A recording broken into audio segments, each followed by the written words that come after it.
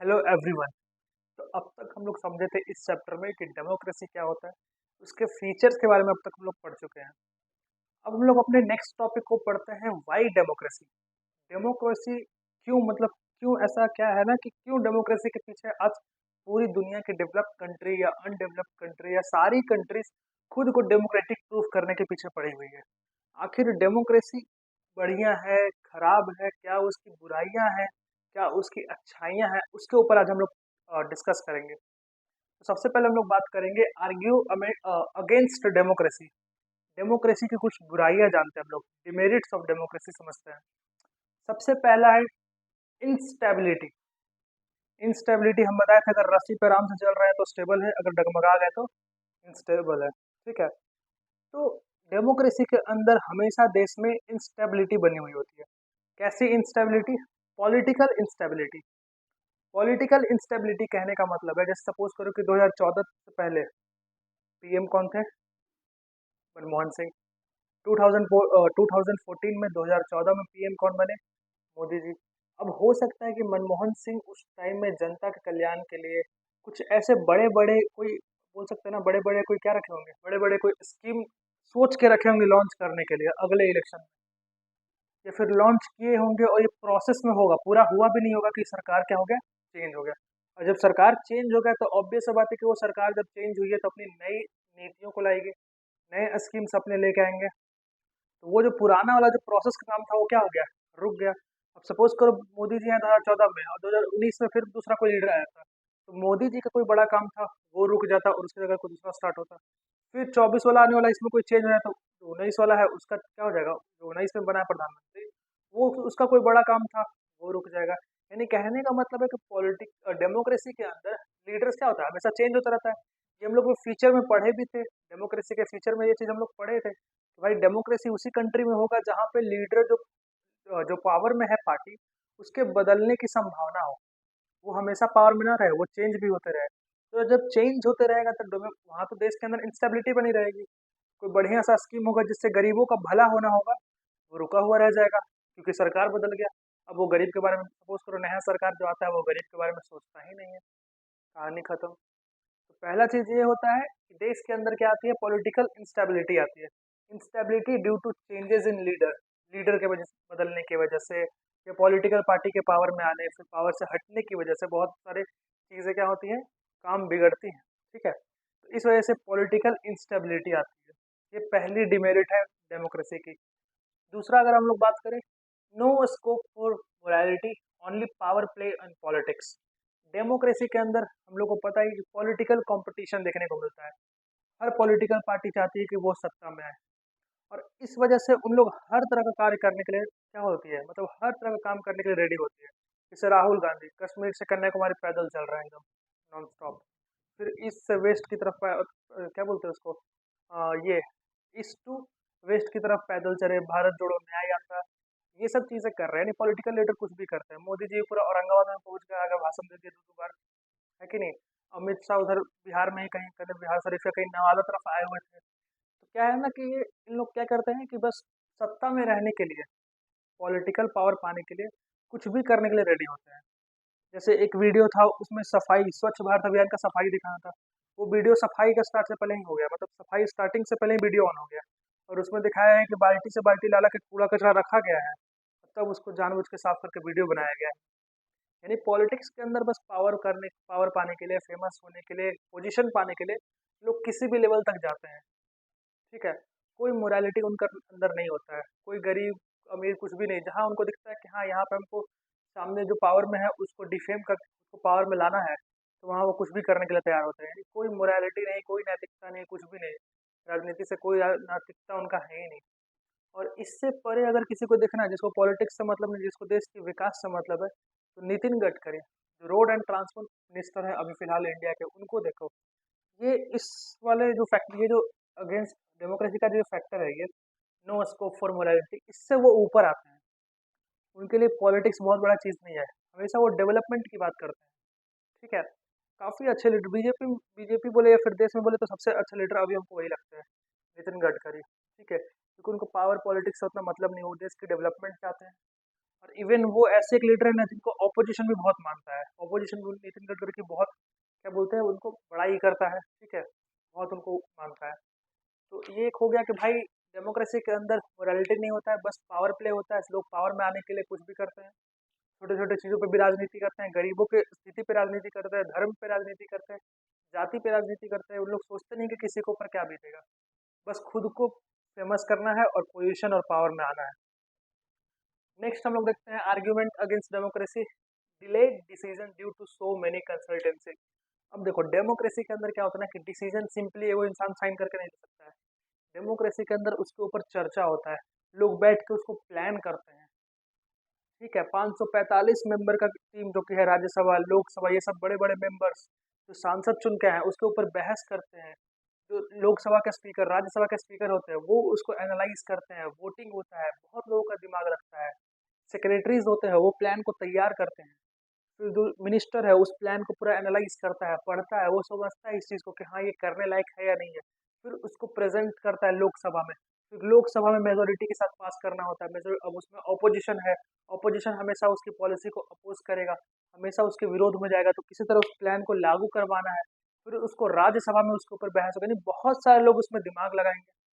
और इतना सारा जब बातचीत होगा तो ऑब्वियस बात है कि जो डिसीजन आएगा उसमें काफ़ी डिलेड होगा, ठीक है। इस वजह से एक तो बुराई डेमोक्रेसी का ये भी हो गया कि भाई इसमें इतना डिले होता है डिसीजन लेने में, डिसीजन बनने में इतना डिले होता है। कहाँ CAA एक्ट आया 2019 में, और पूरा करते करते करते करते 23-24 में जाके लागू हुआ है।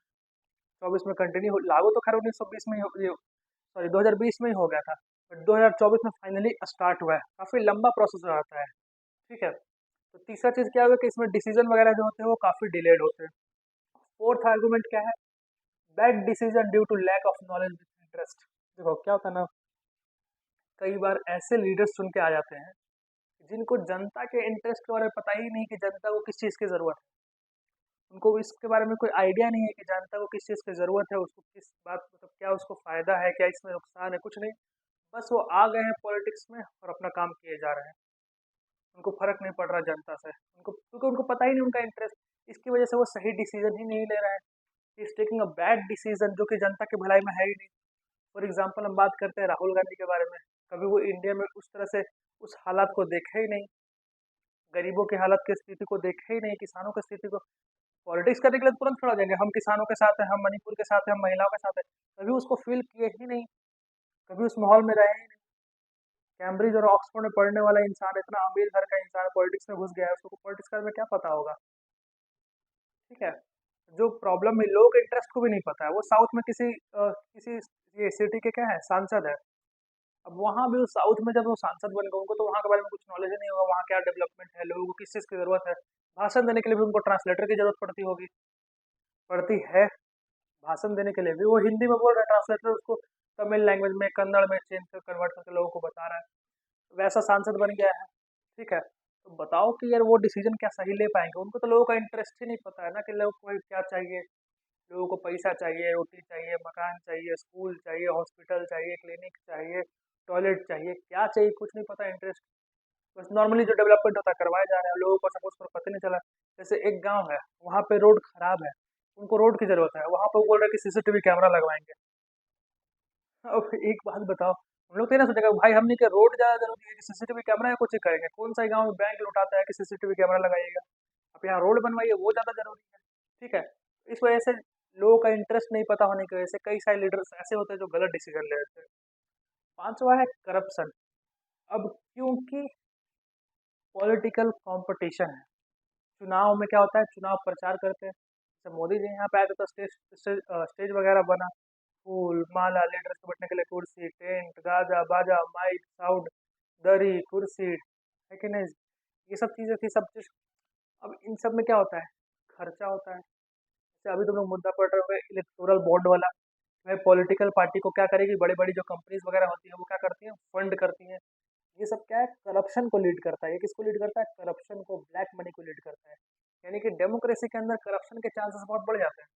क्योंकि डेमोक्रेसी के अंदर क्या है ना कि लीडर चेंज हो सकता है, तो वो जनता को अट्रैक्ट करने के लिए, जनता को अट्रैक्ट करने के लिए कई तरह तरह की चीज़ें कर सकता है। हेलीकॉप्टर से चुनाव प्रचार कर रहा है, ठीक है, जनता के बीच में चल के चुनाव प्रचार कर रहा है, गाँव गाँव घूम के चुनाव प्रचार कर रहा है, सब में कुछ ना कुछ खर्चा तो लगबे करेगा। और चाह रहा है कि जो मान लो सपोज करो राहुल गांधी, वो चाह रहे हैं कि हमको मोदी जी को से अच्छा प्रचार करना है, तो आओ खर्चा कर रहे हैं। ठीक है, लोगों को 2-2 किलो चिकन भिजवा रहे हैं घर में, एक एक इंसान को 2-2 किलो चिकन जा रहा है, पुलाव जा रहा है साथ में, प्लस में कोको कोला का एक 90 वाला बोतल जा रहा है। ठीक है, तो इसमें खर्चा ये सब क्या होता है, करप्शन को लीड करता है। इन सब चीज़ों से क्या होती है, करप्शन होती है। The last one is people don't know who good for them. अब लोगों के साथ भी काफ़ी कंफ्यूजन है। लोग वहीं भाग जाते हैं जहाँ उनको फायदा, जो उनको दारू देगा, जो उनको मुर्गा देगा, उनके पीछे भागे कि हम उसी को वोट देंगे। अरे वोट जाकर दे दो अपने मन में, जिसको देना है, क्या फर्क पड़ता है। अंदर कोई झांक के पूछे आ रहा है या देखने आ रहा है कि अरे ये कांग्रेस में ना दबा लो, ये तो बीजेपी वाला पे दबा दे लो, ऐसा तो कुछ होने वाला है नहीं। अब जिसको चाहे उस वाले के अंदर में वोट दे सकते हैं, पूछना तो कोई यहाँ पे तो कोई देखना ही नहीं, सीक्रेटली वोट देना होता है, आईडी करके वोट देना है, कोई भी देखने वाला पूछने वाला नहीं है।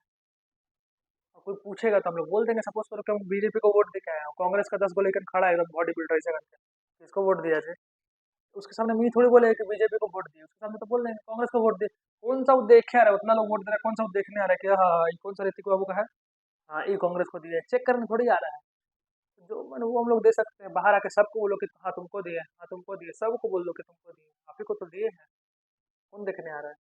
और उल्टा दारू मुर्गा कोको कोला मिल रहा है उसको भी लो, दारू को तो नहीं, मतलब मुर्गा मिल रहा है, पुलाव मिल रहा है, कोको कोला मिल रहा है, खाने पीने का चीज मिल रहा है, पैसा कैश मिल रहा है, सब लो। बट इसमें क्या होता है कि लोग सही से डिसीजन नहीं ले पाते हैं, क्योंकि जितने भी लीडर्स आएंगे सब ये बोलेंगे कि हम आपको क्या देंगे, आपको बिजली देंगे, हम आपको पानी देंगे, हम आपको बच्चों को शिक्षा देंगे। अब सब लीडर यही बोलेगा तो लोग कंफ्यूज है कि भाई किसको चुने, सब तो एक ही बात बोल रहा है। तो फिर लोग जाता है नेक्स्ट चीज पे, हम यादव है ना तो हम लालू यादव को दे देते हैं, जात पे वोट दे देते हैं। ये सब तो लूट लिया बिहार को, जात पे वोट दे देते हैं।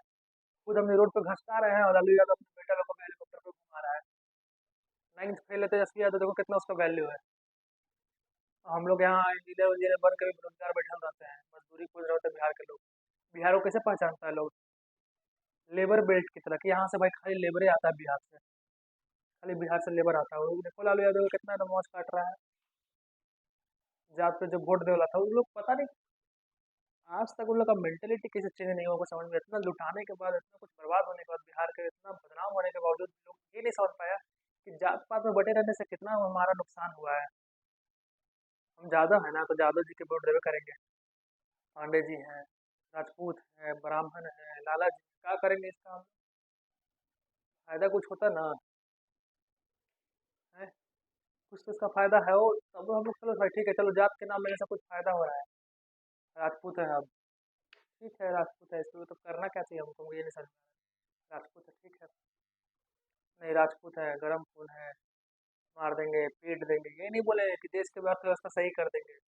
लाला जी हैं, हम लोग पढ़े लिखे में तेज होते हैं, अच्छा पढ़े लिखे में जब तेज होते हैं तो ये भी काहे नहीं पॉलिटिक्स में गए। जयप्रकाश नारायण, पता नहीं तुम लोग नाम सुने हो कि नहीं, वो भी लाला जी हैं, जयप्रकाश नारायण। और उसी के टाइम में बिहार, और बिहार से निकले थे लालू यादव और नीतीश कुमार, दू गो नेता बिहार में, गिन चुन के 2-3 गो नेता है, लालू यादव, नीतीश कुमार, राबड़ी देवी। आए बाल राबड़ी देवी बना दिया चीफ मिनिस्टर, राबड़ी देवी को ओकरा साइन नहीं करे ना आ रहा, अंगूठा सही करने बाबू, नहीं नहीं है, साइन नहीं करने नहीं आ रहा उसको, राबड़ी देवी को। अब बताओ वो बिहार के सीएम बन गए, तो ऐसा लोग क्या करेगा, बर्बाद है ना करेगा देश को, देश को क्या, स्टेट को, बिहार को, बिहार बर्बाद है जाति पाति के नाम पे। आज भी जाके किसी यादव के सामने बोल लो कि हम तो नीतीश को वोट देंगे, देखो तुम तमा जाएगा एकदम। तो ये चीजें हैं कि लोग डिसीजन सही नहीं ले पाते। अब डेमोक्रेसी के अंदर बात ऐसा है कि कोई भाई डेमोक्रेसी ऐसा चीज नहीं है ना जो एकदम जादू का छड़ी टाइप का है कि सारा तुम्हारा प्रॉब्लम सॉल्व कर देगा। अगर ऐसा होता तो डेमोक्रेसी की वजह से आज तक कहीं नहीं खत्म हुआ पॉवर्टी, यानी कि गरीबी, करप्शन क्यों नहीं खत्म होगा, ये तो और करप्शन बढ़ा दिया है। तो एक्चुअली डेमोक्रेसी क्या है ना, ये कोई आइडियल फॉर्म ऑफ गवर्नमेंट नहीं है, ये बाकी सबसे बेटर है। ये बाकी सबसे बेटर है क्योंकि यहाँ पे लोग अपना डिसीजन खुद लेते हैं, हमको जिसको चुनना है हम उसको वोट दे देते हैं। लोग अपना डिसीजन खुद लेते हैं और हर बार अपना डिसीजन सही हो ये जरूरी भी नहीं है। और ये इसलिए बेटर है बाकी गवर्नमेंट के फॉर्म से कि यहाँ का आपको गलती सुधारने का मौका मिलता है। 5 साल बाद या तुरंत भी हम चाहे तो सरकार हटा सकते हैं, या 5 साल बाद किसी और को जो बढ़िया काम किया उसको वोट दे दो। यहाँ आपको गलती सुधारने का मौका मिलता है, डिक्टेटर वाला कंट्री में जाओ सीधे गोली मिलेगा, गलती उलती कुछ ना सुधरेगा। यहाँ होता है कि गलती की माफी, डिक्टेटर वाला कंट्री में, मोनार्की वाला कंट्री में, अरिस्टोक्रेट वाला कंट्री में गलती की सजा। ठीक है, ये कोई आइडियल फॉर्म नहीं है, बाकी से बेटर है। Democracy is not an ideal form of government, जैसा डेमोक्रेसी हम लोग सोचते हैं। जैसे लास्ट में हम लोग टॉपिक पढ़ेंगे, सबसे लास्ट टॉपिक, इसके बाद ये ब्रॉड ब्रॉड डेमोक्रेसी, मतलब डेमोक्रेसी के बारे में ब्रॉड माइंडसेट से समझेंगे हम लोग कि ब्रॉड मीनिंग क्या है उसका। डेमोक्रेसी को और डीप में समझेंगे कि एक्चुअल मीनिंग क्या है। हर जगह हम लोग डेमोक्रेसी वर्ड को यूज कर सकते हैं, तो इससे क्या अर्थ होता है, कहाँ कहाँ ये डिफरेंस करता है, आइडियल डेमोक्रेसी क्या है, नॉर्मल डेमोक्रेसी क्या है, बेटर डेमोक्रेसी क्या है, तो उसमें हम लोग इस चीज़ को समझेंगे। डेमोक्रेसी कोई आइडियल फॉर्म नहीं है, अगर आइडियल फॉर्म होता तो इंडिया का सारा प्रॉब्लम खत्म हो जाता। क्योंकि India is the world's largest और कॉम्प्लेक्स सिटिंग डेमोक्रेसी वाला कंट्री है।